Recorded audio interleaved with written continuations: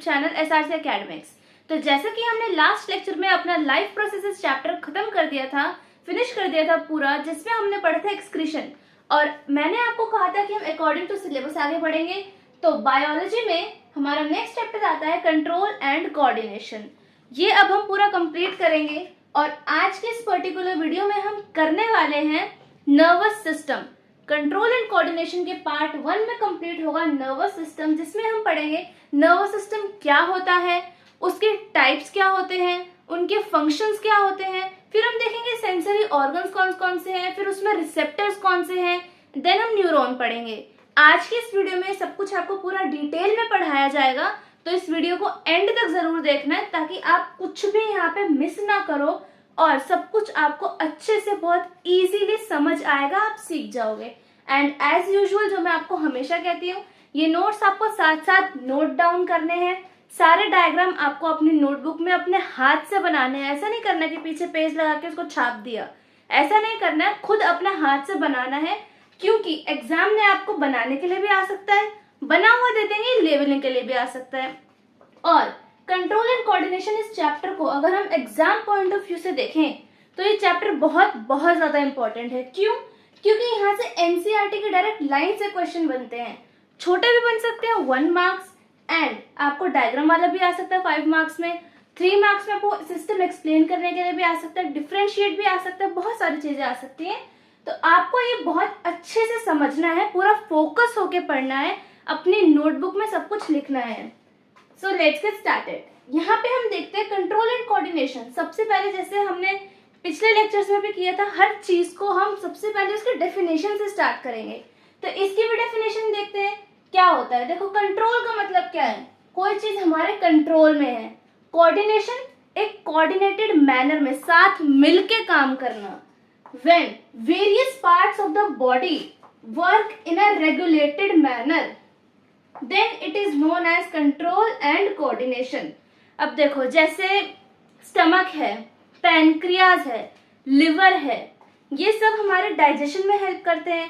यहाँ पे इनका कोऑर्डिनेशन होना बहुत जरूरी है। ऐसा नहीं है कि मैंने खाना खाया, अब उसमें शुगर ज्यादा है तो हमारे पैनक्रियाज को इंसुलिन रिलीज करना चाहिए, लेकिन ऐसा तो नहीं है पैनक्रियाज कह रहा है मैं पिकनिक पे गया हूँ, मैं बाद में रिलीज करूंगा, ऐसा तो नहीं होता ना। पूरा कोऑर्डिनेशन होता है कि इस टाइम पे ये रिलीज होगा, इस टाइम पे इसका रिलीज बंद हो जाएगा। सब कुछ कोऑर्डिनेटेड मैनर में, रेगुलेटेड मैनर में होता है और ब्रेन के कंट्रोल में होता है। जब बहुत सारे बॉडी के पार्ट्स, ऑर्गन्स आपस में रेगुलेटेड मैनर में फंक्शन करते हैं, अपने सारे काम करते हैं, उसे हम कहते हैं कंट्रोल एंड कोऑर्डिनेशन। ठीक है, अब हम देखते हैं कोऑर्डिनेशन होता किस तरीके से है, क्या क्या हमारी बॉडी में प्रोवाइड किया गया है जिससे हम कोऑर्डिनेशन कर सकते हैं। सबसे पहला है नर्वस सिस्टम, एंड सेकेंड है हार्मोनल, या जिसे हम केमिकल सिस्टम भी कहते हैं। यहाँ पर हम इसका डिफरेंशिएट पढ़ेंगे क्योंकि ये आपको करने के लिए भी आ सकता है, कहाँ? एग्जाम में। ठीक है, नर्वस सिस्टम क्या होता है? Present only exclusively in animals, it is not present in plants. ठीक है, क्यों? क्योंकि एनिमल्स में ही तो ब्रेन होता है, प्लांट्स में तो ब्रेन होता नहीं है, ना उनके पास स्पाइनल कॉर्ड होती है, तो नर्वस सिस्टम होने का तो कोई सवाल ही नहीं उठता। ठीक है, सिर्फ एनिमल्स में प्रेजेंट होता है। यहाँ पे क्या होता है, जो मैसेज होता है वो इलेक्ट्रिकल इम्पल्स के थ्रू ट्रांसमिशन होता है, इलेक्ट्रिकल इम्पल्स। अब क्योंकि यहाँ पे इलेक्ट्रिकल इम्पल्स है, इसलिए इसका रिस्पॉन्स फास्ट होता है। ठीक है, यहाँ पर आते हैं हार्मोनल और केमिकल सिस्टम पे। यहाँ पे क्या है, सबसे पहले तो ये देखो, ये एनिमल्स और प्लांट्स दोनों में होता है। नर्वस सिस्टम सिर्फ एनिमल्स में होता है, प्लांट्स में एब्सेंट होता है। हार्मोनल सिस्टम प्लांट्स और एनिमल्स दोनों में प्रेजेंट होता है। ठीक है, अब यहाँ पे जो हार्मोन्स है, हार्मोन्स कोई तो रिलीज करेगा, कौन रिलीज करेगा? इसे हम कहते हैं ग्लैंड्स। ग्लैंड्स जो हमारी बॉडी में प्रेजेंट होते हैं वो हार्मोन्स रिलीज करते हैं, और उसमें से भी कौन से ग्लैंड? एक्सोक्राइन या एंडोक्राइन? Endocrine gland. इसके बारे में ज्यादा सोचने की जरूरत नहीं है, मैं एक्सोक्राइन एंडोक्राइन आपको नेक्स्ट स्लाइड में बहुत अच्छे से पढ़ाऊंगी। बहुत छोटा सा टॉपिक है, 2-3 पॉइंट्स लिखने हैं, वो कहाँ पे खत्म हो जाएगा। ठीक है, यहाँ पर आप देखो एंडोक्राइन ग्लैंड्स ये सारे हार्मोन्स रिलीज करते हैं।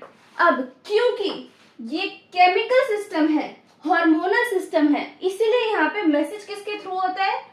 केमिकल हार्मोन्स के थ्रू। अब देखो, हार्मोन बनेगा पहले, उसके बाद वो पूरी बॉडी में ट्रांसफर होगा। वहां जाके रिस्पॉन्स मिलेगा, तो ये होता है स्लो।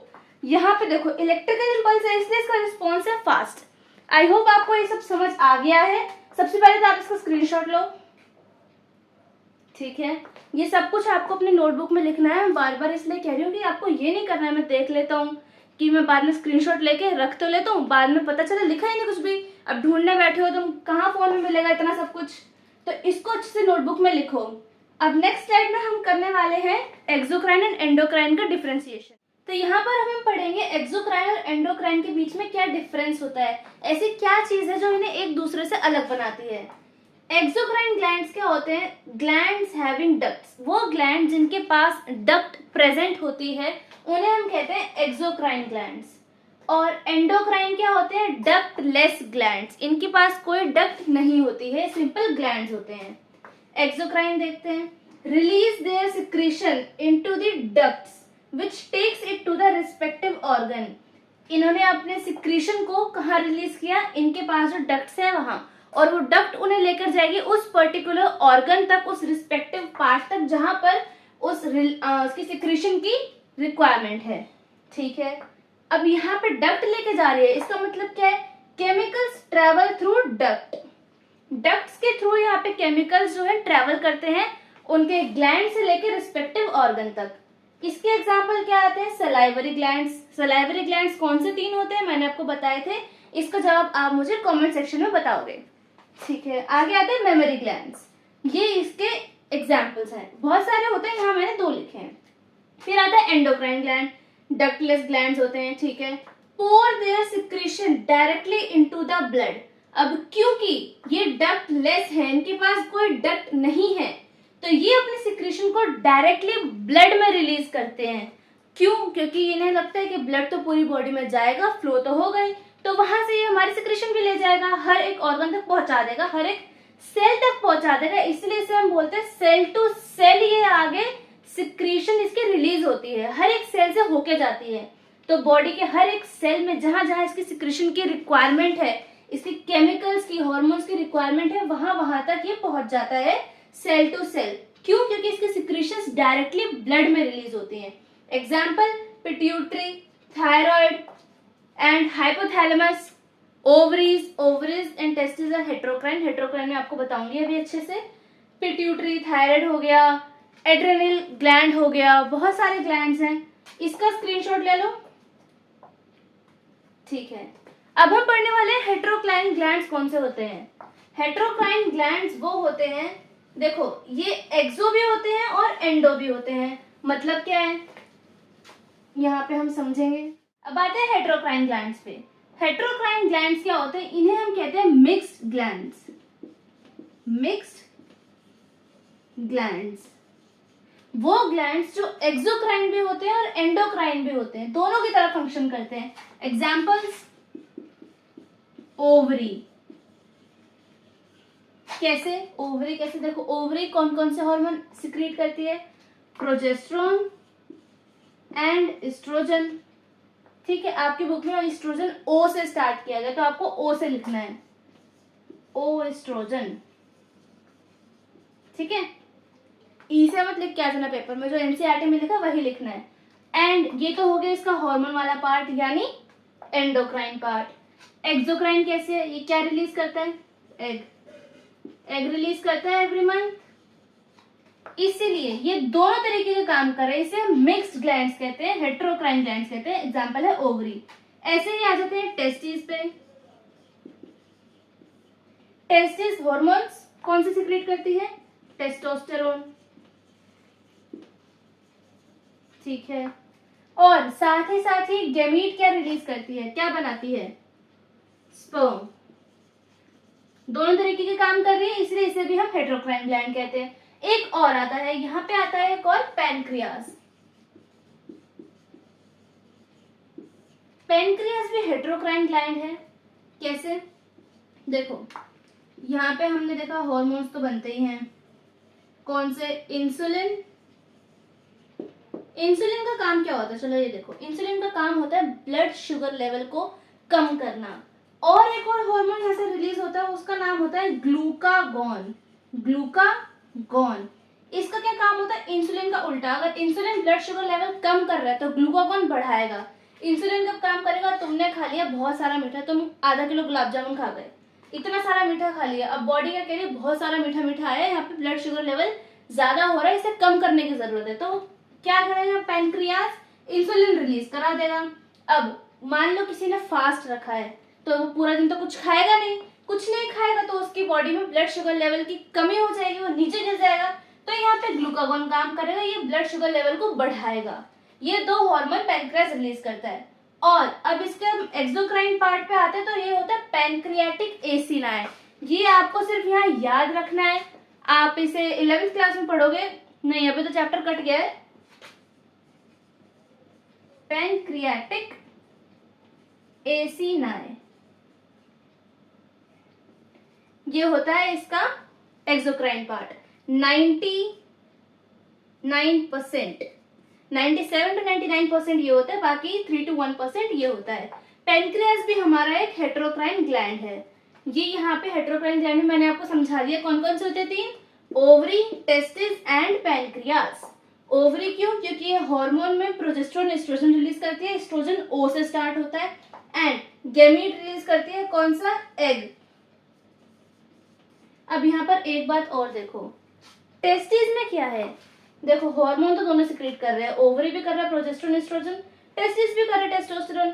लेकिन यहाँ पे फर्क देखो क्या है, टेस्टिस में ना ये जो स्पर्म होता है, ये गैमीट है, ये प्यूबर्टी के बाद बनना शुरू होता है। जब प्यूबर्टी आती है 12-13 साल की उम्र में, जो मेल्स होते हैं उनमें टेस्टिस होती है, टेस्टिस यहाँ पे अपना गैमीट प्रोडक्शन, गैमीटोजेनेसिस स्टार्ट करती है प्यूबर्टी के टाइम पे, तब यहाँ पे स्पर्म बनना शुरू होते हैं। लेकिन फीमेल्स में क्या होता है, फीमेल जब एक बोर्न होती है, जब पैदा होती है, पैदा होते ही उसकी ओवरी में एग प्रेजेंट होते हैं। वो एग वहां पे सेल साइकिल में अरेस्ट हुए होते हैं, ये आपको 11th क्लास में पढ़ाया जाएगा सेल साइकिल में, और 12th क्लास में आपको डिटेल में पढ़ाया जाएगा ह्यूमन रिप्रोडक्शन में। यहाँ पे जो एग है वो उसके बच्चे के जन्म से पहले ही बने होते हैं, कितने, 1 से 1.5 लाख होते हैं। लेकिन जैसे जैसे बच्चे प्यूबर्टी पे रीच करती है, 12-13 साल की होती है, तब उसकी ओवरी में सिर्फ 60,000 से 80,000 ईच ओवरी में उसके एग प्रेजेंट होते हैं। क्यों, कम क्यों हो गए, फॉलिकुलर एट्रेशिया, नाम सुन लो बस, ना मैं यहाँ लिखूंगी ना आपको लिखने की जरूरत है, ना आपसे पूछा जाएगा। फॉलिकुलर एट्रेशिया हो जाता है, क्यों, क्योंकि वो एग्स जो वहां पर बंद थे वो धीरे धीरे खत्म हो जाते हैं। इसीलिए जब तक बच्ची प्यूबर्टी के टाइम पे पहुंचती है, हर एक ओवरी में 60,000 से 80,000 तक एग प्रेजेंट होते हैं। और जैसे जैसे वो मैच्योर होते हैं, प्यूबर्टी आ जाती है, हर एक महीने एक एग वहां से रिलीज कर दिया जाता है।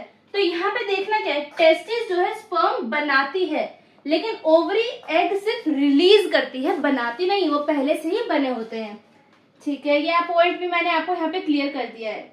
यहाँ पे पैनक्रियास भी हमने पढ़ लिया, क्या 2 हार्मोन रिलीज करता है, insulin and glucagon. Insulin blood sugar level कम करता है, ग्लूकागॉन ब्लड शुगर लेवल बढ़ा देता है। और बाकी जो इसका एक्सोक्राइन पार्ट है वो होता है पैनक्रियाटिक एसिनाइन, 97 से 99%।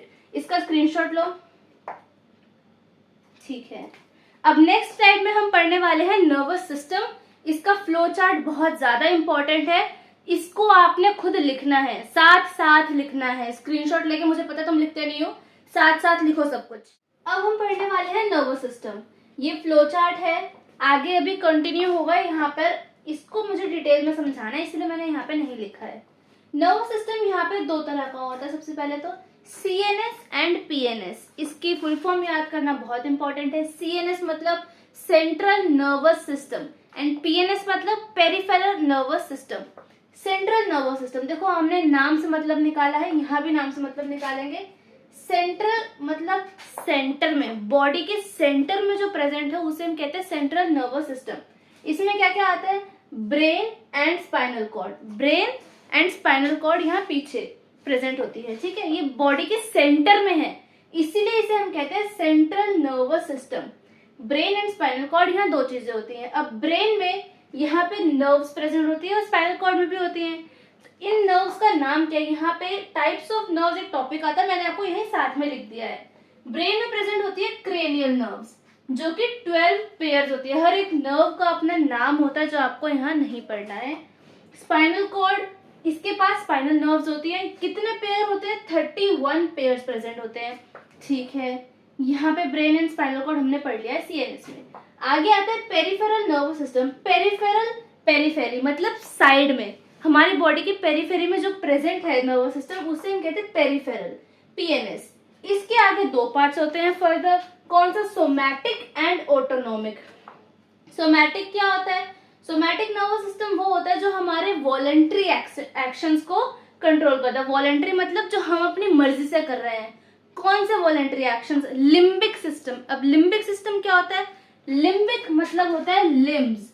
लिम्स मतलब हमारे हाथ और हमारे पैर। हाथों को कहते हैं ना फोर लिम्स एंड पैरों को कहते हैं हाइंड लिम्स। लिम्बिक सिस्टम, अब जैसे मैंने ये हाथ ऐसे किया और मैं लिख रही हूँ, ये मेरा लिम्बिक सिस्टम का वॉलेंट्री एक्शन है जो कौन कंट्रोल कर रहा है? Somatic nervous system.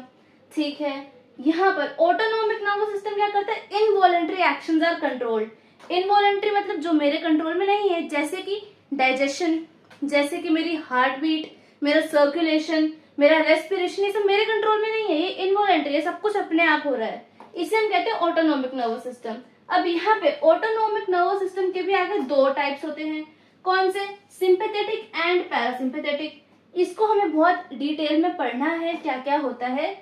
सिंपैथेटिक होता है जो हमारी बॉडी को अराउज करता है, अराउज करता है, एक्साइटेड कर देता है, मतलब क्या? जैसे हमारे सारे फंक्शंस को बढ़ा देता है, एनर्जी स्पेंड करता है। और पैरासिम्पैथेटिक क्या होता है? हमारी बॉडी को काम डाउन करता है, रिलैक्स करता है, एनर्जी कंजर्व करता है। इसका डिफरेंशिएट हम नेक्स्ट स्लाइड में पढ़ेंगे। इसका स्क्रीनशॉट लो।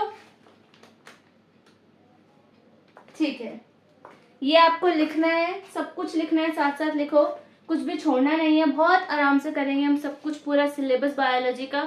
बस आपको साथ में बने रहना है और सेशन को लाइक करना, जिससे कि ज़्यादा से ज़्यादा बच्चों तक पहुंच पाए। लाइक करो, शेयर करो, और आपकी कोई भी प्रॉब्लम है ना, कमेंट में मुझे नीचे लिख दिया करो, मैं सबके रिप्लाई कर दूंगी। और चैनल को सब्सक्राइब कर लेना, ठीक है।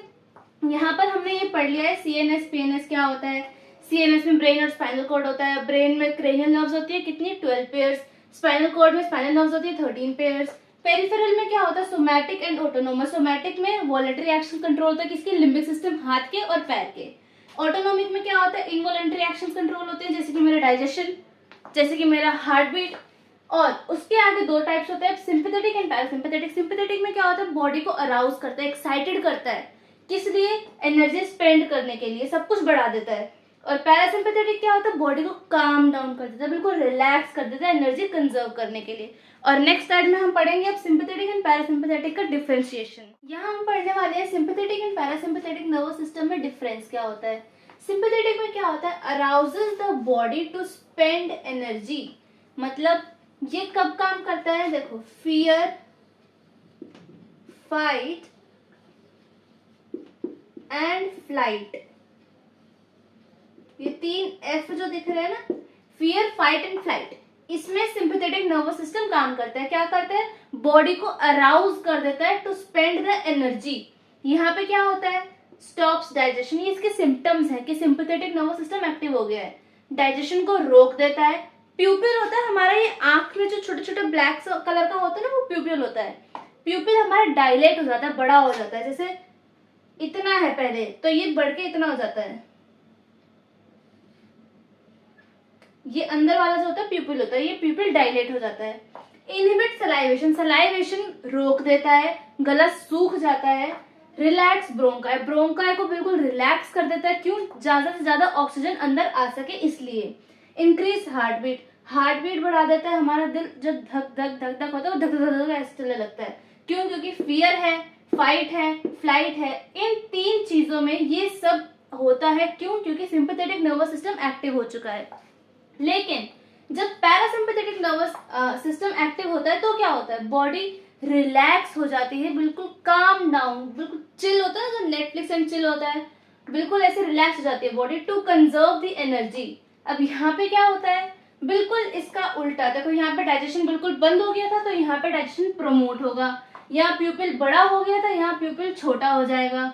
यहाँ पे सलाइवेशन रुक गया था, गला सूख गया था, यहाँ पे सलाइवेशन प्रमोट होगा। यहाँ ब्रोंकाई रिलैक्स कर देती है, हमें ज्यादा से ज्यादा ऑक्सीजन आ सके, लेकिन यहाँ पे हमने ब्रोंकाई को कंस्ट्रिक्ट कर दिया, छोटा कर दिया है। यहाँ पर हार्ट बीट बढ़ गई थी, यहाँ पे हार्ट बीट कम हो गई है, डिक्रीज हो गई क्योंकि बॉडी रिलैक्स है। यहाँ पे सिंपैथेटिक एंड पैरासिम्पैथेटिक हमने पढ़ लिया है। नेक्स्ट स्लाइड में हम पढ़ेंगे types of sensory organs. Sensory organ कौन से होते हैं, क्या उनके पास रिसेप्टर्स होते हैं, अगर हाँ तो कौन से होते हैं, फिर हम पढ़ेंगे न्यूरॉन्स। ये सब हम डिटेल में पढ़ने वाले हैं। नेक्स्ट आते हैं types of sensory organs and receptors. हमारी बॉडी में कौन कौन से सेंसरी ऑर्गन्स प्रेजेंट होते हैं, उनके फंक्शन क्या होते हैं और कौन से रिसेप्टर्स उनमें प्रेजेंट होते हैं जिसकी वजह से वो अपना फंक्शन परफॉर्म कर पाते हैं। अब फर्स्ट सेकेंड थर्ड क्लास में हमें ये पढ़ाया गया था कि हमारी बॉडी में कितने सेंसरी ऑर्गन्स होते हैं, 5। कौन से, skin, nose, ear, eyes and tongue. इनके फंक्शन क्या होते हैं। स्किन, जब हमारी बॉडी पे कोई टच करता है या हम खुद करते हैं तो हमें पता चलता है ना कि किसी ने टच किया है, वो क्या है, स्किन का फंक्शन है। फिर आते हैं टंग। टंग का क्या है, टेस्ट। टेस्ट क्या होता है कि कोई चीज मीठी है, कड़वी है, खट्टी है, हमें कैसे पता चलता है, टेस्ट की वजह से पता चलता है। टेस्ट कहाँ से आता है, टंग से। टंग का फंक्शन होता है टेस्ट करना। आईज, आईज का फंक्शन होता है विजन, देखना चीजों को, कोई चीज कैसी है। ईयर, ईयर का फंक्शन होता है हियरिंग, हियर करने के लिए, सुनने के लिए। जैसे मैं बोल रही हूँ और आप सुन रहे हैं, कैसे सुन पा रहे हैं, क्योंकि आपके कान काम कर रहे हैं, आपके ईयर्स काम कर रहे हैं। आप मुझे देख कैसे पा रहे हैं, क्योंकि आपकी आंखें भी काम कर रही हैं। नोज, नोज होता है स्मेल के लिए, कि हमें कौन सी स्मेल आ रही है वो हमें नोज बताती है, ठीक है। यहाँ पे रिसेप्टर्स आते हैं। अब हमारी स्किन पे कौन से रिसेप्टर प्रेजेंट होते हैं, thigmo receptor and thermo receptor. Thermo receptor का नाम समझा है, थर्मो टेम्परेचर, कोई चीज गर्म है, ठंडी है, ये हमें कैसे पता चलता है, थर्मो रिसेप्टर की वजह से। ये थिग्मो रिसेप्टर क्या है, थिग्मो रिसेप्टर होता है टच के लिए। हमें कैसे पता चला कि किसी ने हमें टच किया, क्योंकि हमारी स्किन पे प्रेजेंट होते हैं थिग्मो रिसेप्टर जो हमें सिग्नल देते हैं कि हाँ कोई टच हुआ है। और थर्मो रिसेप्टर क्या होता है, किसी चीज के टेम्परेचर के लिए। जैसे हम चाय का ग्लास जब हम पकड़ते हैं, हमें पकड़ के पता चलता है ना कि वो गर्म है कि ठंडा है। हमें कैसे पता चलता है, क्योंकि यहाँ पे थर्मो रिसेप्टर लगे हैं। क्यों, क्योंकि हमें पता चलना चाहिए कि कोई चीज गर्म है या ठंडी है, वो हमें कौन बताता है, थर्मो रिसेप्टर। फिर आता है टंग। टंग के टेस्ट के लिए क्या होता है, गस्टेटो रिसेप्टर्स, ठीक है। आईज में विजन के लिए होता है फोटो रिसेप्टर। फोटो का मतलब देखो, बायो में कहीं भी फोटो दिख जाए तो इसका फोटो का मतलब फोटोग्राफ नहीं समझना है, फोटो का मतलब होता है लाइट। देखो जैसे अंधेरा होता है रात में तो क्या होता है, कुछ भी दिखाई नहीं देता, लेकिन लाइट जलती है सब कुछ दिखाई देने लगता है। तो आईज में विजन के लिए हमें लाइट की जरूरत है, तो फोटो रिसेप्टर होता है, लाइट आते ही और रिसेप्टर एक्टिव होते हैं, हमें सिग्नल मिलता है कि लाइट आ गई, अब सब कुछ दिखाई देने लगता है। फिर आता है ईयर। हियरिंग के लिए कौन सा होता है, ऑडियो रिसेप्टर एंड फोनो रिसेप्टर। ये बहुत इंपॉर्टेंट है, क्यों, क्योंकि आपके एग्जाम में पूछा गया था फोनो रिसेप्टर, बच्चे पढ़ गए थे ऑडियो रिसेप्टर, उन्हें पता ही नहीं था, आंसर पता होते हुए भी नहीं पता था। क्यों, क्योंकि उन्होंने सिर्फ ऑडियो रिसेप्टर पढ़ा था, फोनो रिसेप्टर तो उन्हें पता ही नहीं था। यहाँ पे आपको ये बहुत अच्छे से ध्यान रखना है कि ये दोनों एक ही है। फोनो मतलब फोन, फोन में बात करते हैं ना तो हमें कान से तो सुनाई देता है। फोनो रिसेप्टर और ऑडियो रिसेप्टर कहाँ होते हैं, ईयर में। फिर आते हैं नोज। नोज का फंक्शन होता है स्मेल करना, इसे हम कहते हैं ओल्फैक्टो रिसेप्टर्स। ओल्फैक्टो रिसेप्टर्स हमारी बॉडी में प्रेजेंट होते हैं, बॉडी में नहीं, हमारे नोज में प्रेजेंट होते हैं। क्या होते हैं, ओल्फैक्टो रिसेप्टर्स फॉर स्मेल। यहाँ भी मैंने आपको एक टेबुलर फॉर्म में इसलिए दिया है क्योंकि आपको एनसीईआरटी में पढ़ के खुद बनाने में बहुत टाइम लगेगा कि कहाँ कहाँ क्या प्रेजेंट होता है, और इतना कुछ दिया भी नहीं है ज्यादा। यहाँ पर बहुत सिंपली आप इसे अपनी नोटबुक में बना सकते हैं, याद करने में भी इजी होगा। जैसे मैंने बनाया है वैसे बनाना, अलग अलग दो कलर से, ताकि ऊपर नीचे वाले आप सेम में मिक्स ना कर दो, इसलिए अलग अलग बनाना। 2 पेन ले लेना, ब्लैक एंड ब्लू या रेड ले लेना, उससे ही लिख लेना आराम से। पहले इसको स्क्रीनशॉट ले लो, ठीक है। अब नेक्स्ट स्लाइड में हम पढ़ने वाले हैं न्यूरॉन, जो कि होगा हमारे आज की क्लास का लास्ट टॉपिक। अब हम पढ़ने वाले हैं न्यूरॉन, ये जिसे हम नर्व सेल भी कहते हैं। सबसे पहले तो ये डायग्राम देखो, इसे ऑब्जर्व करो क्योंकि आपको अपनी नोटबुक में यही बनाना है। अब यहाँ पे देखते हैं, इस डायग्राम को बनाने के साथ साथ आपको इसकी लेबलिंग भी बहुत अच्छे से याद करनी है और इस डायग्राम को समझना है, क्योंकि पूरा का पूरा चैप्टर इसी पे बेस्ड है आगे जो आने वाला है, ठीक है। सबसे पहले देखो, ये जो बड़े बड़े स्ट्रक्चर हमने बनाए हैं जो इससे निकल रहे हैं, ये होते हैं डेंड्राइट, और इसका काम क्या होता है, सिग्नल कैच करना जगह जगह से, ठीक है। इसका काम होता है सिग्नल कैच करना, सिग्नल्स के लिए होते हैं डेंड्राइट। ये क्या है, बीच में जो गोला गोला सा बनाया, ये होता है इसका न्यूक्लियस, क्योंकि न्यूक्लियस तो हर सेल में प्रेजेंट होता है एक्सेप्ट ये आप मुझे कमेंट में बताओगे किसमें न्यूक्लियस प्रेजेंट नहीं होता है और किस स्टेज में नहीं होता है, क्योंकि ये मैं आपको पढ़ा चुकी हूँ लाइफ प्रोसेसेस में। ठीक है, ये न्यूक्लियस है और ये जो है इसकी बॉडी, इसे हम कहते हैं सेल बॉडी, जो आपकी एनसीईआरटी कहती है। इसके और भी दो नाम होते हैं जिसे हम कहते हैं soma, SOMA, soma, and cyton, CYTON, cyton. क्या कहते हैं? Cell body, soma and cyton, ये तीनों एक ही चीज के नाम है। ये है डेंड्राइट, काम क्या होता है? सिग्नल जगह जगह से कलेक्ट करना। ये है न्यूक्लियस। आगे ये जो पतली सी ये दिख रही है लंबी सी स्टिक, ये हम कहते हैं इसे एक्सॉन, ये इसका एक्सॉन होता है। और ऊपर जो ये डब्बे डब्बे से बना है ये होती है माइलिन शीट। माइलिन शीट बस नाम याद रखो, बना लेना, बना के आ जाना अपने पेपर में, अपने नोटबुक में बना लो। आपको याद नहीं करना, ये समझना नहीं है, अभी आगे बढ़ोगे। और ये आता है नर्व एंडिंग। ठीक है, अब ये नर्व एंडिंग पे भी इतने सारे क्या निकले हैं। यहाँ पे देखो, ये एक न्यूरॉन है, ये दूसरा न्यूरॉन है। ठीक है, अब न्यूरॉन क्या कैरी करता है? Electrical impulse, electrical impulse. ठीक है, लेकिन इलेक्ट्रिकल इम्पल्स यहां पर नहीं हो सकता। क्यों नहीं हो सकता? क्योंकि देखो यहां से जब आगे जाएगा तो बीच में गैप आएगा ना, एक न्यूरॉन और दूसरे न्यूरॉन के बीच में, तो बीच में जब कुछ है ही नहीं तो वहां से इलेक्ट्रिकल इम्पल्स तो जाएगा नहीं। यहाँ पर होते हैं कुछ केमिकल्स। ठीक है, यहाँ पे केमिकल्स होते हैं, तो यहाँ से जो इलेक्ट्रिकल इम्पल्स आ रहा था, इस गैप में क्या होता है, वो इलेक्ट्रिकल इम्पल्स, इलेक्ट्रिकल एनर्जी जो होती है वो कन्वर्ट हो जाती है केमिकल में। ठीक है, केमिकल में कन्वर्ट होते हैं केमिकल इम्पल्स। और जैसे ही गैप में यहाँ से डेंड्राइट में घुसता है और डेंड्राइट में जाते ही वो फिर से इलेक्ट्रिकल में कन्वर्ट हो जाता है। ठीक है, तो जैसे से पता चलता है कि यहाँ पे नर्व एंडिंग आने वाली है, वहां से केमिकल में कन्वर्ट होना शुरू हो जाता है।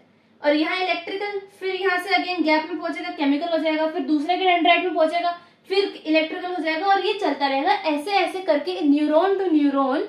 यहाँ पे हमारा सिग्नल जो है इलेक्ट्रिक इम्पल्स, कभी केमिकल होगा, फिर इलेक्ट्रिकल होगा, फिर केमिकल होगा, फिर इलेक्ट्रिकल होगा, ऐसे करते करते ट्रांसफर हो जाएगा कहाँ तक? ब्रेन तक, स्पाइनल कॉर्ड तक। ठीक है, इसका आप स्क्रीनशॉट लो। ठीक है, अब न्यूरॉन का हमने डायग्राम समझ लिया, उसकी लेबलिंग देख ली। अब हम पढ़ने वाले हैं न्यूरॉन के टाइप्स कितने होते हैं। न्यूरॉन होते हैं हमारे पास 3 टाइप्स के। कौन कौन से? सेंसरी न्यूरॉन, इंटर न्यूरॉन जो बीच में होते हैं, इसे हम रिले न्यूरॉन भी कहते हैं, एंड लास्ट होते हैं मोटर न्यूरॉन। इन तीनों को हम एक टेबुलर फॉर्म में पढ़ेंगे, डिफरेंशिएट करके पढ़ेंगे, क्योंकि वो बहुत इजी तरीका होता है हर चीज को याद करने का। फ्लो चार्ट जितने बन सकते हो उतने बनाओ, टेबुलर फॉर्म में लिख सकते हो उसमें लिखो, चैप्टर आपका कम पेजेस में खत्म होगा और मैक्सिमम डिटेल आप उसमें लिख पाओगे। तो नेक्स्ट में हम पढ़ने वाले हैं टाइप्स ऑफ न्यूरॉन्स। अब आता है हमारा आज की क्लास का लास्ट टॉपिक, जो कि है types of neurons. Types of neurons हमारे पास 3 तरीके के न्यूरॉन्स होते हैं। कौन से? सेंसरी, इंटर न्यूरॉन जिसे हम रिले न्यूरॉन भी कहते हैं, एंड मोटर न्यूरॉन्स। ये 3 प्रेजेंट होते हैं और ये प्रेजेंट भी इसी ऑर्डर में होते हैं जिस ऑर्डर में लिखे गए हैं, सेंसरी, रिले एंड मोटर। इसे हम रिले इसलिए कहते हैं जैसे रिले रेस होती है, एक बंदा जो होता है एथलीट, वो स्टार्टिंग पॉइंट पे होता है, एक एंड पॉइंट पे होता है, बीच में 1 2 3 जो प्रेजेंट होते हैं जितने भी हैं, वो क्या काम करते हैं? इधर से उधर पास करते हैं। अब उनकी जो स्टिक होती है, कोई भी चीज होती है, बॉल वगैरह, हम खेलते भी हैं आपस में फ्रेंड्स, तो क्या करते हैं? पास करने का काम होता है। रिले न्यूरॉन इसे कहते हैं जो सेंसरी न्यूरॉन से मोटर न्यूरॉन तक सिग्नल को पास करता है।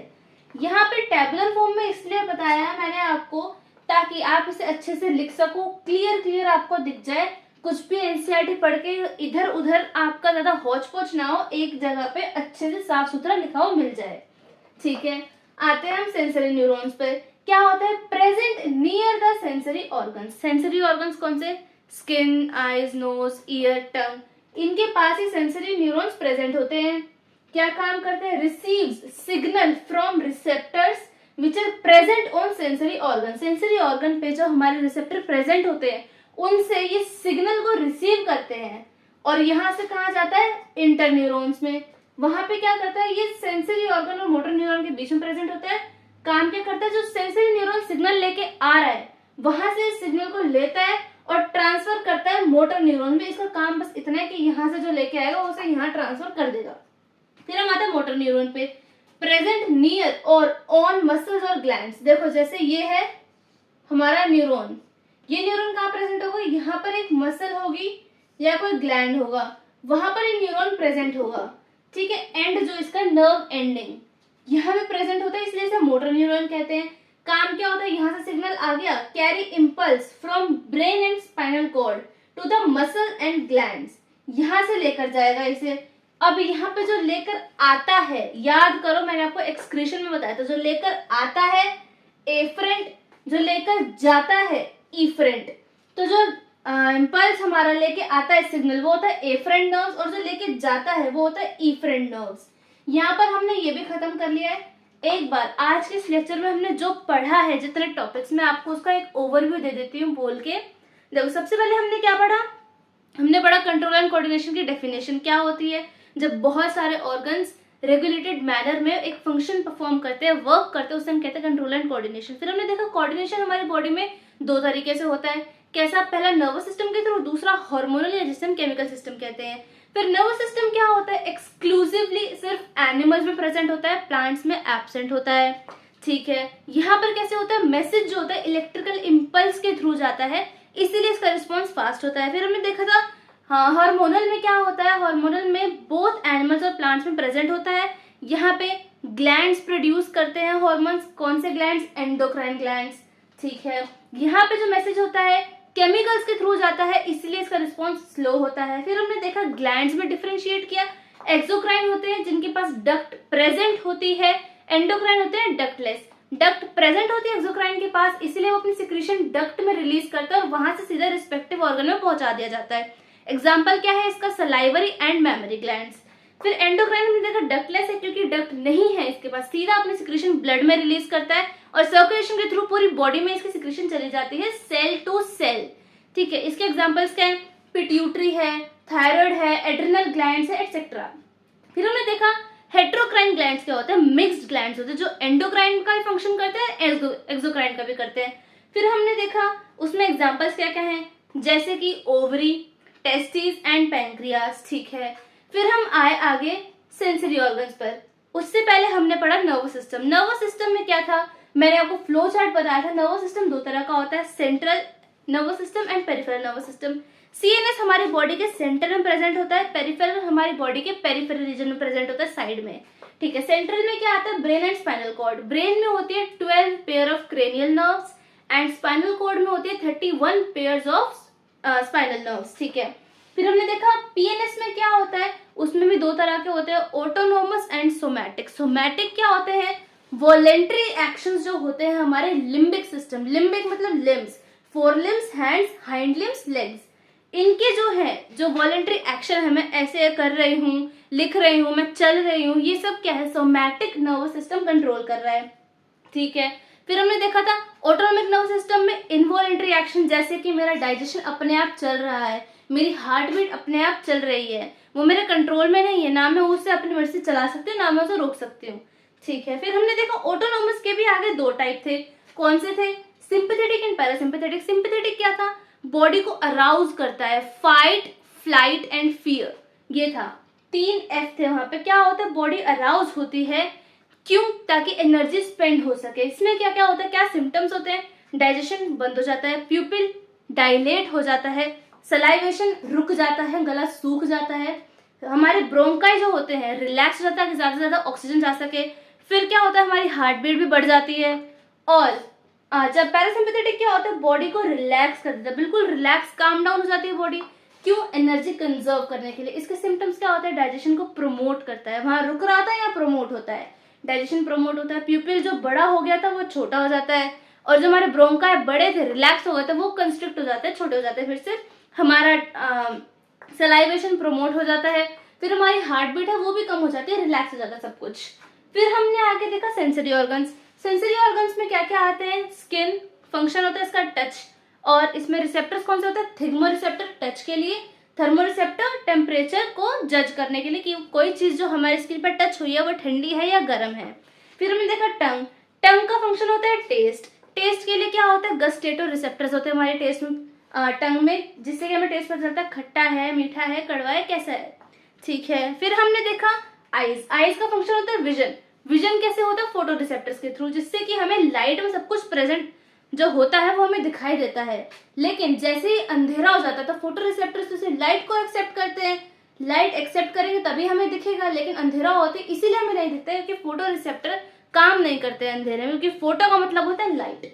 फिर आते हैं ईयर। ईयर का काम होता है हियर करना, हियरिंग, इयरिंग नहीं, हियरिंग। ठीक है, वहां पे क्या होते हैं? ऑडियो रिसेप्टर्स, या जिसे हम कहते हैं फोनो रिसेप्टर्स। याद रखना, इसी साल क्वेश्चन आया था। फिर आते हैं हमारे पास क्या बचा? नोज। नोज हमारा फंक्शन करती है स्मेल, चीजों को सूंघने का, स्मेल आइडेंटिफाई करने का कि कैसी स्मेल है। और वहां पे क्या होता है? ओल्फैक्टो रिसेप्टर्स। ठीक है, फिर हम आगे ये देखा कि न्यूरॉन का फंक्शन क्या होता है, न्यूरॉन का स्ट्रक्चर क्या होता है। उसमें हमने देखा जो आगे बहुत सारे निकले हुए थे स्ट्रक्चर, वो होते हैं डेंड्राइट, जो जगह जगह से जाके क्या करते हैं? हमारे सिग्नल को कलेक्ट करते हैं, एक जगह लाते हैं। फिर होती है सेल बॉडी। सेल बॉडी का दूसरा नाम सोमा, तीसरा नाम साइटोन। उसके बीच में प्रेजेंट होता है न्यूक्लियस, और फिर आगे जो वो इलोंगेट होता है उसे हम कहते हैं एक्सोन। और जो डब्बे डब्बे ऊपर हमने बनाए थे सेल्स, वो होती है माइलिन शीथ। और लास्ट में आता है उसका नर्व एंडिंग। नर्व एंडिंग में क्या होता है? जब दो न्यूरॉन के बीच में गैप आता है, न्यूरॉन में होता है इलेक्ट्रिकल इंपल्स, गैप में हो जाता है केमिकल, फिर अगेन हो जाता है होता है इलेक्ट्रिकल, फिर अगेन गैप में केमिकल, ऐसे चलते चलते चेंज होते होते वो पूरा ट्रांसफर हो जाता है क्या? सिग्नल। ठीक है, फिर हमने देखा टाइप्स ऑफ न्यूरॉन्स क्या होते हैं। सेंसरी न्यूरॉन्स होते हैं, इंटर न्यूरॉन्स होते हैं, मोटर न्यूरॉन्स होते हैं। सेंसरी न्यूरॉन्स हमारा सिग्नल रिसीव करते हैं, लेकर आते हैं एफरेंट नर्व से। इंटर न्यूरॉन उन्हें आगे ट्रांसफर करता है मोटर न्यूरॉन में। यहाँ जो रिसेप्टर प्रेजेंट होते हैं वो क्या करते हैं? हमारा जो इम्पल्स आया है उसे लेते हैं और दोबारा उसे मसल और ग्लैंड में लेके जाते हैं। हाँ, कहाँ से? हमारे ब्रेन और स्पाइनल कॉर्ड से। किसके थ्रू? इफरेंट नर्व्स के थ्रू। ठीक है, यहाँ पर मैंने आपको पूरे चैप्टर का ओवरव्यू दे दिया है। अब शांति से सांस ले लो 2 मिनट, क्योंकि बोल तो मैं रही हूँ। ठीक है, आपको सबसे पहले इसका स्क्रीनशॉट लो। ठीक है, स्क्रीनशॉट ले लिया है आपने, इसे नोटबुक में लिखो। देखो सिंपल सी बात है, जब तक लिखोगे नहीं तब तक कुछ याद नहीं होगा, कुछ समझ नहीं आएगा। साथ साथ लिखोगे, नोटबुक में आपकी नोटबुक भरेगी, आपको भी अच्छा लगेगा कि हाँ मैंने साल भर मेहनत की है, मैंने सब कुछ लिखा है, मुझे याद है। और एंड टाइम पे जब आपको रिवाइज करना होगा ना, तो आप इस टेबुलर फॉर्म से, अपने फ्लो चार्ट से इजीली रिवाइज भी कर पाओगे। आधे घंटे में आपको पूरा चैप्टर रिवाइज हो जाएगा।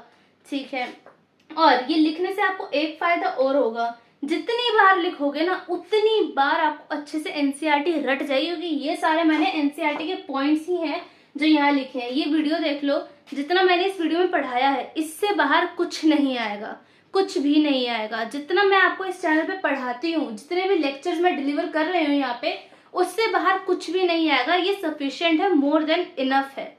ठीक है, एंड नेक्स्ट वीडियो में हम करेंगे ब्रेन एंड स्पाइनल कॉर्ड। वो भी हमें करना है, पूरा डिटेल में पढ़ेंगे। ब्रेन का स्ट्रक्चर क्या होता है, स्पाइनल कॉर्ड क्या होती है, सीएसएफ क्या होता है, क्योंकि बच्चे सीएसएफ तो बोलते हैं लेकिन उन्हें सीएसएफ की फुल फॉर्म तब तक पता नहीं चलती जब तक वो 11th क्लास में जाते नहीं है। ठीक है, इसलिए हम वहाँ पे वो सब कुछ पढ़ेंगे डिटेल में, ताकि पेपर में अगर आपसे कुछ भी पूछ ले तो आपको आना चाहिए। डायग्राम्स आप सारे के सारे नोटबुक में बनाते रहो। कोशिश करो कि आप कलर्ड पेन से डायग्राम्स बनाओ, क्योंकि उसी से बना रहे हो, अलग अलग स्ट्रक्चर एक ही साथ मिल जाते हैं, फिर लेबलिंग होता है, फिर आपकी थ्योरी भी है, उसे नोट करने में सब कुछ एक साथ मिल जाता है, तो समझ नहीं आता कि कहाँ क्या लिखा है। इसीलिए आप कलर्ड पेन से लिखो, अगर हो सके तो 2-3 कलर्ड पेन्स ले लो आप, रेड ले लो, ब्लैक, ब्लू, ग्रीन ऐसे ले लो, जिससे कि आप इजीली अपने नोट्स को भी हाईलाइट कर सको, कि आपको जब अचानक से कुछ देखना पड़े तो आपको ढूंढने की जरूरत ना पड़े, वो देख के पता चल जाए इस पेज पे ये कलर्ड है, ये डायग्राम है, मुझे यही चाहिए। ठीक है, यहाँ पर ये लेक्चर खत्म हो गया है। और अगर आपको इस वीडियो से, इस लेक्चर से और पिछले भी लेक्चर से थोड़ी सी भी अगर आपको हेल्प मिलती है, कुछ भी समझ आता है आपको, तो इस वीडियो को लाइक एंड शेयर जरूर करना, जिससे कि वीडियो ज़्यादा से ज़्यादा आगे बच्चों तक पहुँच पाए और ज़्यादा बच्चे इसका फ़ायदा उठा सकें। इस जो फ्री प्लेटफॉर्म है ये पूरा, यहाँ पे आप फ्री में पढ़ सकते हो, कोई फीस देने की जरूरत नहीं है, कुछ नहीं करना है, बस यूट्यूब पे सारी क्लासेस हो रही है, वो आपको टाइम से देखनी है, पूरी क्लासेस देखनी है, अच्छे से नोट्स लिखने हैं और कुछ नहीं करना है। ठीक है, और चैनल पे अगर आप नए हो तो सब्सक्राइब कर लेना।